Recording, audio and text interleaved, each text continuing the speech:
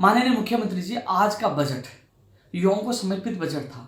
जब आपने पहली बार घोषणा की, राजस्थान के युवा झूम उठे थे कि कोई ऐसा मुख्यमंत्री है जो राजस्थान के युवाओं के लिए पहली बार युवाओं के लिए अलग से समर्पित बजट लेके आ रहा है।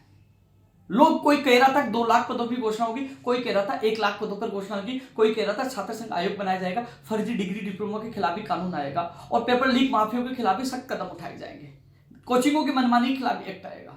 लेकिन ऐसा कुछ भी दिखने को नहीं मिला। मैं नहीं, राजस्थान का हर युवा रो रहा है, बहुत परेशान है, दुखी है।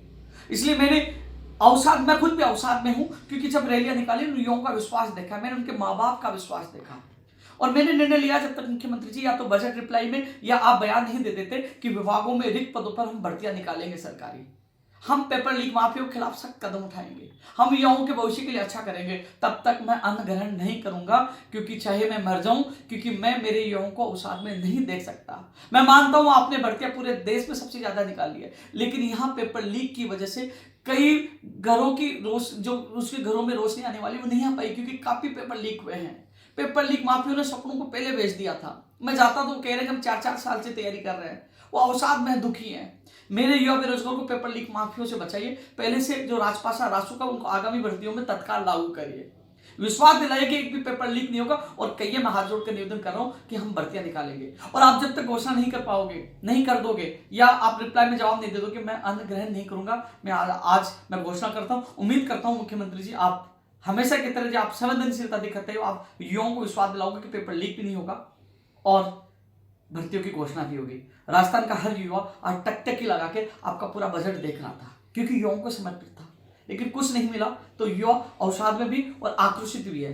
मैं कह रहा हूं मुख्यमंत्री जी, जो सबसे ज्यादा चुनावों में जिनकी सबसे बड़ी भूमिका होगी युवाओं की होगी, 60% युवा हैं, उनके परिवार हैं, और जो जिताने में एक सबसे बड़ा योगदान होगा, आज वो अवसाद में दुखी है।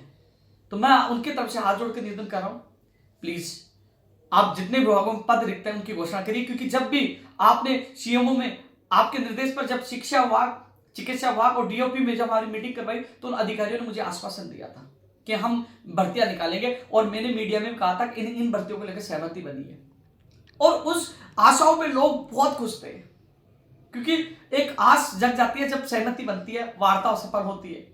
लेकिन जब वो उन पे कुछ नहीं निकला, वो सहमति बनी, उस पर कोई निर्णय नहीं, घोषणा नहीं, तो मैं खुद अवसाद में चला गया, मेरा प्रदेश के युवा अवसाद में चला गया। बचा लीजिए युवाओं को, भविष्य के लिए, भविष्य को। आप पेपर लीक को लेकर भी ठोस कदम उठाए।